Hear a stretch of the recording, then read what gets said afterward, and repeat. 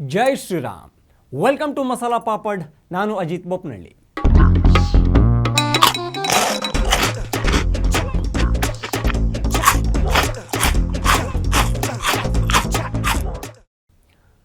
ಈ ಬಾಂಗ್ಲಾದೇಶದಲ್ಲಿ ಬಹುಶಃ ಈ ಪಾಕಿಸ್ತಾನದಿಂದ ನಾವು ಸಪ್ರೇಟ್ ನೀವು ಸಪ್ರೇಟ್ ಅಂತ ಆದ್ರಲ್ಲ, ಆ ಸಮಯದಲ್ಲಿ ನಡೆದ ಗಲಭೆಯ ನಂತರ ಈಗ ಅಂದರೆ 2024ರಲ್ಲಿ ಬಾಂಗ್ಲಾದೇಶದಲ್ಲಿ ಮಹಾನ್ ಯುದ್ಧ, ಆಂತರಿಕ ಯುದ್ಧ ಶುರುವಾಗಿದೆ. ಈ ಕಡೆ ಪಬ್ಲಿಕ್ಕು, ಆ ಕಡೆ ಗೌರ್ಮೆಂಟು.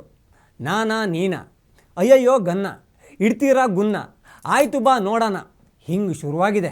ನಮ್ಮ ಇಡೀ ಭಾರತ ದೇಶದಲ್ಲಿ ಕಾಣಸಿಗೋ ಏಕೈಕ ಮಹಿಳಾ ಮುಖ್ಯಮಂತ್ರಿ ಅಂದರೆ ಅದು ಮಮತಾ ಬ್ಯಾನರ್ಜಿ. ಆ ಅನಾಹುತ ನಾಯಕಿಯ ಬಗ್ಗೆ ಹೇಳೋಕೆ ಮುಂಚೆ ಸಣ್ಣದಾಗಿ ಏನಾಯಿತು ಅನ್ನೋದನ್ನು ಹೇಳಿಬಿಡ್ತೀನಿ ಕೇಳಿ. ಮೊದಲಿಗೆ ಬಾಂಗ್ಲಾದಲ್ಲಿ ಪ್ರತಿಭಟನೆ ಯಾಕಾಗಿ? ಬಾಂಗ್ಲಾ ವಿಮೋಚನಾ ಸಂದರ್ಭದಲ್ಲಿ ಅಂದರೆ 1971ರಲ್ಲಿ ಬಾಂಗ್ಲಾದೇಶದ ಸ್ವಾತಂತ್ರ್ಯ ಸಂಗ್ರಾಮದಲ್ಲಿ ಹೋರಾಡಿದ ಹಿರಿಯರ ಸಂಬಂಧಿಕರಿಗೆ 30% ಸರ್ಕಾರಿ ಉದ್ಯೋಗಗಳನ್ನು ಕಾಯ್ದಿರಿಸುವ ಕೋಟಾ ವ್ಯವಸ್ಥೆಯನ್ನು ಅಲ್ಲಿನ ಸರ್ಕಾರ ಜಾರಿ ಮಾಡಿತ್ತು. ಈಗ ಕಾಂಗ್ರೆಸ್ ಹೇಳ್ಕೊಳ್ಳುತ್ತಲ್ಲ, ನಾವೇ ಸ್ವಾತಂತ್ರ್ಯ ಹೋರಾಟ ಮಾಡಿದ್ದು, ನಮ್ಮಿಂದಲೇ ಸ್ವಾತಂತ್ರ್ಯ ಸಿಕ್ಕಿದ್ದು ಅಂತ. ಆ ಲಿಸ್ಟಲ್ಲಿ ಯಾರದ್ದೆಲ್ಲ ಹೆಸರು ಇರುತ್ತಲ್ಲ, ಅವರ ಮಕ್ಕಳು ಮೊಮ್ಮಕ್ಕಳಿಗೆ ಜಾಬ್ ಕೊಡಿಸೋ ಥರ. ಈಗ ಅರ್ಥ ಆಗಿರಬೇಕಲ್ಲ ನಮ್ಮ ದೇಶಕ್ಕೆ ಕನೆಕ್ಟ್ ಮಾಡಿದಾಗ. ಇದನ್ನು ಯಾವ ಬದ್ನನ್ನ ಮಗ ಒಪ್ತಾರೆ ಅಂತ ಅಲ್ಲಿ ವಿದ್ಯಾರ್ಥಿಗಳ ಗುಂಪು ಕರೆ ನೀಡಿದ ಪ್ರತಿಭಟನೆ ಒಂದು ವಾರದ ಹಿಂದೆ ಶುರುವಾಯಿತು. ಶುರುವಲ್ಲಿ ಕಾಕಾ ಪಾಟೀಲ್ ಥರ ಇದ್ದ ಪ್ರತಿಭಟನೆ ಏಕಾಏಕಿ BC ಪಾಟೀಲ್ ಥರ ಆಯಿತು. ಚಿಕ್ಕ ಮಕ್ಕಳೆಲ್ಲ ಇರ್ತಾರೆ ಇಲ್ಲಿ, ಆಡಿಯೋ ಬೇಡ. ಈಗ ಪ್ರತಿಭಟನೆ ನಿಲ್ಲಿಸಿ ಅಂತ ಬಾಂಗ್ಲಾ ಸರ್ಕಾರ ಹೇಳ್ತು. ನೀವೇನು ಪುಂಗಿ, ನಾವೇನು ಹಾವು, ಊದದೆಲ್ಲ ಊದಿ ನಿಲ್ಲಿಸಿ ಅಂದ ತಕ್ಷಣ ನಾವೇನು ನಿಲ್ಲಿಸೋದಾ? ನೀವೇನು BJP JDS, ನಾವೇನು ಕಾಂಗ್ರೆಸ್ಸು, ತಮಿಳ್ನಾಡಿಗೆ ಕಾವೇರಿ ನಿಲ್ಲಿಸಿ ಅಂದ ಕೂಡಲೇ ನಿಲ್ಸೋಕ್ಕಾಗುತ್ತಾ? ಇದೇ ರೀತಿಯಲ್ಲಿ ಸ್ಟೂಡೆಂಟ್ಸು ಇನ್ನೂ ಜೋರಾಗಿ ಶುರು ಮಾಡಿದರು. ನೋಡೋವಷ್ಟೊತ್ತು ನೋಡಿ ಅಲ್ಲಿನ ಸರ್ಕಾರ ಸದನದಲ್ಲಿ ಮೊನ್ನೆ ಪ್ರದೀಪ್ ಈಶ್ವರ ಆದ್ರಲ್ಲ, ಫುಲ್ ರಾಂಗು, ಅದೇ ಕೈಗೊಂದು ಕಬ್ಬಣ ಬೇಕೇನೋ ಅನ್ನೋ ಥರ, ಆ ಥರ ರಾಂಗಾದರು. ಆಗ ಸರ್ಕಾರ ಕೂಡ ರಾಂಗಾಯಿತು. ಕಂಡಲ್ಲಿ ಗುಂಡು, ಅರೆ ಗುಂಡು ಅಂತಿದ್ದಂಗೆ ತುಂಬ ಜನ ಎದ್ದು ಹೊಂಟಂಗಿದೆ. ಕಂಡಲ್ಲಿ ಗುಂಡು ಅಂದರೆ ಗುಂಡು ಹಾಕೋದಲ್ಲ, ಗುಂಡು ಹಾರಿಸೋದು. ಕಂಡಲ್ಲಿ ಗುಂಡು ಹಾರಿಸಿ ಅಂತ ಪೊಲೀಸ್ ಪೀಪಲ್ಗೆ ಆದೇಶ ಬಂತು. PUBG ಆಡೋ ಥರ ಆಡ್ಬಿಟ್ರು, ಫಟ್ಟಾಸ ಹೆಡ್ ಶಾಟ್. ಆ ಪ್ರತಿಭಟನೆಯಲ್ಲಿ 138 ಜನರು, ಸರಿಯಾಗಿ ಕೇಳಿಸ್ಕೊಳ್ಳಿ, 138 ವಿದ್ಯಾರ್ಥಿಗಳಲ್ಲ, 138 ಜನರು ಸತ್ತೋದ್ರು. ಹಿಂಗಾಗ್ತಾ ಇದೆ ನಮ್ಮ ದೇಶದಲ್ಲಿ ಅಂತ ವಿಡಿಯೋ ಮಾಡಿ ಪೋಸ್ಟ್ ಮಾಡೋಕ್ಕೆ ಕೂಡ ಆಗ್ತಿಲ್ಲ. ಯಾಕೆಂದರೆ ಇಂಟರ್ನೆಟ್ ಬೇಕಲ್ಲ. ಇಂಟರ್ನೆಟ್ ಬಂದ್, TV ಚಾನಲ್ ಬಂದ್. ಅದು ಬಾಂಗ್ಲಾದೇಶನೋ ಬಾಂಗ್ಲಾದೇಶನೋ ಅನ್ನೋ ಡೌಟ್ ಬರೋ ಥರ ಆಯಿತು. ಯಾಕೆ ಸತ್ತವರೆಲ್ಲ ವಿದ್ಯಾರ್ಥಿಗಳಲ್ಲ ಅಂದಿದ್ದು, ಜನರು ಅಂತ ಯಾಕೆ ಬಳಸ್ತಿದೆ ಅನ್ನೋ ಅನುಮಾನ ಬಂದಿರೋರಿಗೆ ಇಲ್ಲಿ ನಮ್ಮದು ಕ್ಲಾರಿಫಿಕೇಷನ್ ಇದೆ. ಶುರುವಲ್ಲಿ ಪ್ರತಿಭಟನೆ ಅತ್ಯಂತ ಶಾಂತವಾಗಿಯೇ ಶುರುವಾಗಿತ್ತು. ಆದರೆ ದೇಶದಲ್ಲಿ ಅಶಾಂತಿ ನೆಲೆಸಿದರೆ ನಮಗೊಂದು ಶಾಂತಿ ಅನ್ನೋ ಒಂದು ವರ್ಗ ಇದೆ. ಅದು ಭಾರತದಲ್ಲೂ ಕಾಣಸಿಗುತ್ತೆ. CA ಹೆಸರಲ್ಲಿ ನಮ್ಮ ದೇಶದಲ್ಲಿ ಕಮ್ಮಿ ಹಿಂಸಾಚಾರ ಮಾಡಿದರೆ, ಮಂಗಳೂರಲ್ಲಿ ಆಗ್ತಿದ್ದ ಪ್ರತಿಭಟನೆಯಲ್ಲಿ ಕೇರಳದ ಚಕ್ಸ್ಲುಂಗಿ ಲಪಂಗರು ಬಂದು ಕಲ್ಲು ತೂರಿಲ್ವಾ, ಪೆಟ್ರೋಲ್ ಬಾಂಬ್ ಹಾಕಿಲ್ವಾ? ನಮ್ಮ ಪೊಲೀಸರು ಆ ದಿನ ದಿಟ್ಟತನವನ್ನು ತೋರಿಸಿದ್ರು. ಬಾ ಕಲ್ಲೆಸಿ ಬಾ ಬ್ಯಾನ್ಕೆ ಬಾಯ್ ಅಂತ ಗೋಲಿಬಾರ್ ಮಾಡಿದ್ರು. ಅಷ್ಟು ದಿನ ಮಂಗಳೂರು ಗೋಲಿ ಬಜೆ ಫೇಮಸ್ ಆಗಿದ್ದು, ಗೋಲಿಬಾರ್ ಕೂಡ ಸುದ್ದಿ ಆಗೋ ಹಾಗೆ ಆಯಿತು. ಇಲ್ಲಿ ಕೂಡ ಸೇಮು. ವಿದ್ಯಾರ್ಥಿಗಳ ಮಧ್ಯ ಅನೇಕರು ಸೇರಿಕೊಂಡ್ರು, ಕಲ್ಲು ತೂರಾಟ ಶುರು ಮಾಡಿದರು. ಕಲ್ಲು ತೂರೋದನ್ನೇ ಕಲ್ಲು ದೇವರನ್ನು ಪೂಜಿಸೋರ ಕಂಡ್ರೆ ಆಗದೇ ಇರೋರ ಇಷ್ಟದ ಕೆಲಸ. ಆಮೇಲೆ ಅವರು ಅಮಾಯಕರು ಅಂತ ಬೋರ್ಡ್ ಹಿಡ್ಕೊಂಡು ನಾಮರದ ನಾಯಕರು ಬರ್ತಾರೆ ಅನ್ನೋ ನಂಬಿಕೆ ಅವರದ್ದು. ಶುರುವಲ್ಲಿ ಕಲ್ಲು ತೂರಾಟ ಮಾಡಿ ಸಾರ್ವಜನಿಕ ಆಸ್ತಿಪಾಸ್ತಿ ಹಾಳು ಮಾಡೋಕ್ಕೆ ಮುಂದಾದರು. ಅಷ್ಟೇ ಆಗಿದ್ದಿದ್ರೆ ಬಾಂಗ್ಲಾ ಪೊಲೀಸರು ಲಾಠಿ ಚಾರ್ಜ್ ಮಾಡಿ ಓಡಿಸ್ತಾ ಇದ್ರೇನೋ. ಆದರೆ ವಿದ್ಯಾರ್ಥಿಗಳ ಮಧ್ಯದಲ್ಲಿ ಇರೋರ ಬಳಿ ಪಿಸ್ತೂಲುಗಳು. ಓಪನ್ ಆಗಿ ಪೊಲೀಸರ ಮೇಲೆ ಶೂಟೌಟ್ ಶುರುವಾಯಿತು. ಅರೆ ತೆರಿ ಶೋಕಿ ಅಂತ ಪೊಲೀಸ್ ಏನು ಹೋಳಿ ಹಬ್ಬದಲ್ಲಿ ಪಿಚ್ಕಾರಿ ಹಾರಿಸೋ ಪ್ಲಾಸ್ಟಿಕ್ಕನ್ನು ಹಿಡ್ಕೊಂಡು ಬಂದಿದ್ರಾ? ಅವರದ್ದು ಜೀವ ತಾನೆ. ಹೀಗಾಗಿ ಅವರು ಕೂಡ ಪ್ರತಿ ದಾಳಿಯನ್ನು ಮಾಡಿದರು. ಅಲ್ಲಿ ಪೊಲೀಸ್ ಗುಂಡಿಗೆ ಎಲ್ಲರೂ ಸತ್ತಿದ್ದಲ್ಲ. ಕಲ್ಲು ತೂರುವಾಗ ಎದುರುಗಡೆ ಇರೋನ ಬುರುಡೆ ಕೂಡ ಓಪನ್ ಆಗಿದೆ. ಓಡುವಾಗ ಕಾಲು ತುಳಿತಾಗಿ ಸತ್ತೋದವರಿದ್ದಾರೆ. ಆದರೆ ಪೊಲೀಸ್ ಈಗ ಯಾವೆಲ್ಲ ಹರಾಮ್ಕೋರ್ ಹೈವಾನ್ಗಳು ಇಷ್ಟೊಂದು ಉಗ್ರ ರೂಪಕ್ಕೆ ಪ್ರತಿಭಟನೆಯನ್ನು ಕೈ ಹಿಡಿದು ಕರ್ಕೊಂಡು ಹೋದರೋ ಅವರನ್ನು ಬಿಡ್ತಾ ಇಲ್ಲ. ಮೋದಿ ಒಮ್ಮೆ ಪಾಕಿಸ್ತಾನಕ್ಕೆ ಹೇಳಿದ್ರಲ್ಲ, ಮನೆಗೆ ನುಗ್ಗಿ ಹೊಡಿತೀವಿ ಅಂತ. ಅದೇ ಥರ ಬಾಂಗ್ಲಾದಲ್ಲಿ ಆಗ್ತಾ ಇದೆ. CCTV ಆಧರಿಸಿ ಬಡಿತಾ ಇದ್ದಾರೆ ರೋಡಲ್ಲಿ. ಅಲ್ಲಿನ ಸರ್ಕಾರ ತಂದಿದ್ದ ಕಾನೂನು ಸರಿನಾ ತಪ್ಪಾ, ಪ್ರತಿಭಟನೆ ತಪ್ಪಾ ಸರಿನಾ, ಇದರ ಬಗ್ಗೆ ನಾನು ಮಾತಾಡ್ತಾ ಇಲ್ಲ. ಬಟ್ ಗಲಭೆಕೋರರಿಗೆ ಗೂಟ ಇಡೋದನ್ನು ಮಾತ್ರ ಬಾಂಗ್ಲಾ ತುಂಬ ಚೆನ್ನಾಗಿ ಮಾಡ್ತಾ ಇದೆ. ಯೂನಿವರ್ಸಿಟಿ ಕ್ಯಾಂಪಸ್ ಹೊರಗಡೆ ಗೋಲ್ಗಪ್ಪ ಗಾಡಿ ಇಲ್ಲ, ಸ್ವೀಟ್ ಕಾರ್ನ್ ಬಂಡಿ ಇಲ್ಲ, ಬದಲಾಗಿ ಯುದ್ಧ ಟ್ಯಾಂಕರ್ಗಳನ್ನು ಸಾಲಾಗಿ ಪಾರ್ಕ್ ಮಾಡಿದೆ. ಇದನ್ನೆಲ್ಲ ಕಂಡು ಬೂದಿ ಆಗ್ತಿರೋ ಬಾಂಗ್ಲಾವನ್ನು ನೋಡಿ ಅನೇಕರು ದೇಶವನ್ನು ಬಿಟ್ಟು ಹೋಗೋಕ್ಕೆ ಪ್ಲ್ಯಾನ್ ಮಾಡ್ತಿದ್ದಾರೆ. ಆ ಗ್ಯಾಪಲ್ಲಿ ನಮ್ಮ ದೀದಿ ಅಲಿಯಾಸ್ ಮಮತಾ ಬ್ಯಾನರ್ಜಿ ಅವರು ಒಂದು ಘೋಷಣೆ ಮಾಡಿದ್ದಾರೆ.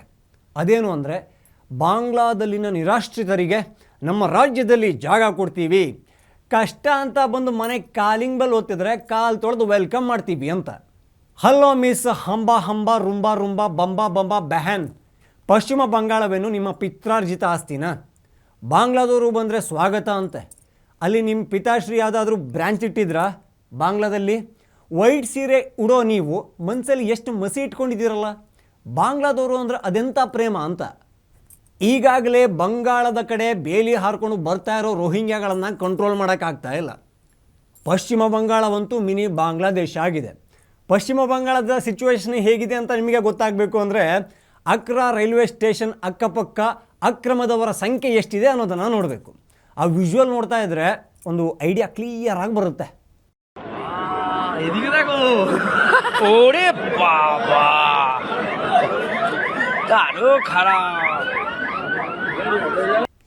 ನನಗೆ ಒಂದು ಡೌಟು ಮಮತಾ ಬ್ಯಾನರ್ಜಿ ಅವರೇ, ನಿಮ್ಮದು ಮೂಲ ಇಲ್ಲಿದೇನಾ ಅಥವಾ ನೀವು ಬೇಲಿ ಹಾರಿ ಬಂದಿರೋರ ಅಂತ?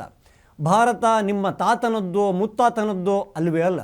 ಈಗಾಗಲೇ ಶಿವನ ಪಾದ ಸೇರಿರೋ ಬಾಲಬುದ್ಧಿಯ ಬಾಲಕನ ತಾತನಿಂದ ಭಾರತ ಒಡೀತು, ಪಾಕಿಸ್ತಾನ ಆಯಿತು, ಪಾಕ್ ಕೂಡ ಒಡೆದು ಬಾಂಗ್ಲಾ ಆಯಿತು. ಈಗ India to Pakistan, Pakistan to Bangla, ಈಗ ಮತ್ತೆ ಬಾಂಗ್ಲಾ ಟು ಇಂಡಿಯಾ. ಇದೇ ಮಮತಾ ಬ್ಯಾನರ್ಜಿ CAA ಜಾರಿ ಅಂದಾಗ ಗಂಟ್ಲು ಹರ್ಕೊಂಡಿದ್ರು. ಸೀದಾ ಯಾರೋ ಬಂದು ಗಂಟ್ಲಿಗೆ ಬಾಳೆಕಾಯಿ ಚಿಪ್ಸ್ ಇಟ್ಟಂಗೆ ಆಡಿದರು. ಬೇರೆ ಬೇರೆ ದೇಶಗಳಲ್ಲಿ ಅಲ್ಪಸಂಖ್ಯಾತರಾಗಿರೋ ಹಿಂದೂಗಳಿಗೆ ಭಾರತದ ಪೌರತ್ವ ಕೊಡೋದಕ್ಕೆ ವಿರೋಧ. ಅರೆ, ಹಿಂದೂಗಳಿಗೆ ಭಾರತ ಬಿಟ್ಟರೆ ಇನ್ಯಾವ ಆಸರೆ ಇದೆ?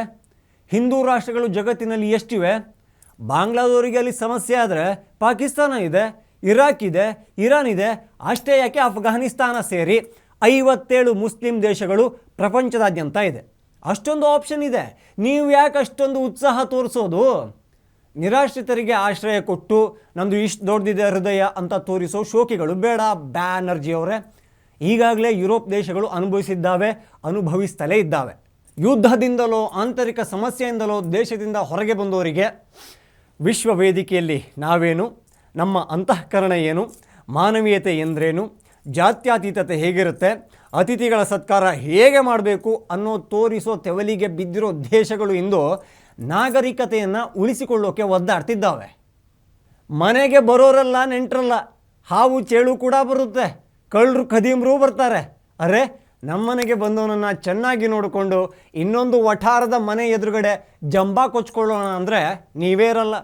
ನಿಮ್ಮದೊಂದು ಫೋಟೋಗೊಂದೇ ಫ್ರೇಮ್ಗೊಂದು ಗಂಧದ ಹಾರ, ಎದರಲ್ಲಿ 4 ಊದಿನ ಕಡ್ಡಿ ಹೊಗೆ, ಅದೇ ಊದಿನ ಕಡ್ಡಿ ಹೊಗೆ, ಅದೊಂದು ತಲೆಯಲ್ಲಿರಲಿ. ಇಟಲಿ, ಫ್ರಾನ್ಸ್, ಇಂಗ್ಲೆಂಡ್, ಬ್ರಿಟನ್ ಹೀಗೆ ಒಂದೊಂದು ದೇಶಗಳು ಕೂಡ ಬೇರೆ ಕಡೆಯಿಂದ ಬಂದ ನಿರಾಶ್ರಿತರಿಗೆ ಬೆದರಿ ಬದುಕೋ ಸ್ಥಿತಿ ನಿರ್ಮಾಣವಾಗಿದೆ. ಮೊದಲು ರತ್ನಗಂಬಳಿ ಹಾಸಿ ಕರೆದರು, ಈಗ ಅವರದೇ ಗೋರಿಗೆ ಯಾವ ಡಿಸೈನ್ ಚೆನ್ನಾಗಿರುತ್ತೆ ಅಂತ ಬದುಕಿದ್ದಾಗಲೇ ಹುಡುಕೋ ಸ್ಥಿತಿ. ಶುರುವಲ್ಲಿ ಅವರು ಕೂಡ ತುಂಬ ಸೌಮ್ಯವಾಗಿರ್ತಾರೆ.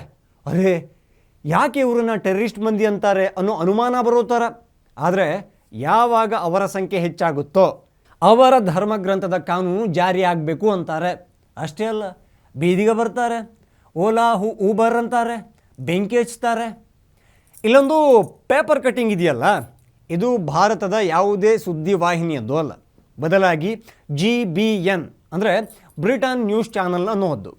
2044ರ ಸಮಯಕ್ಕೆ ಬ್ರಿಟನ್ ದೇಶದಲ್ಲಿ ಶರಿಯಾ ಕಾನೂನು ಜಾರಿ ಆಗಬೇಕು, ಮಾಡೇ ಮಾಡ್ತೀವಿ ಅನ್ನೋ ಹಠಕ್ಕೆ ಯಾವ ನಿರಾಶ್ರಿತರು ಬಾಲವನ್ನು ಒಳಗಡೆ ಸಿಕ್ಕಿಸಿಕೊಂಡು ಬಂದಿದ್ರಲ್ಲ, ಅವರೀಗ ಶುರು ಮಾಡಿದ್ದಾರೆ. ಒಂದು ದೇಶವನ್ನು ಹಾಳು ಮಾಡೋದರಲ್ಲಿ ಎಡಪಂಥೀಯರು ಹಾಗೂ ಟೂಲ್ ಕಿಟ್ ಗ್ಯಾಂಗ್ ಸದಸ್ಯರ ಶ್ರಮ ತುಂಬಾ ಇರುತ್ತೆ.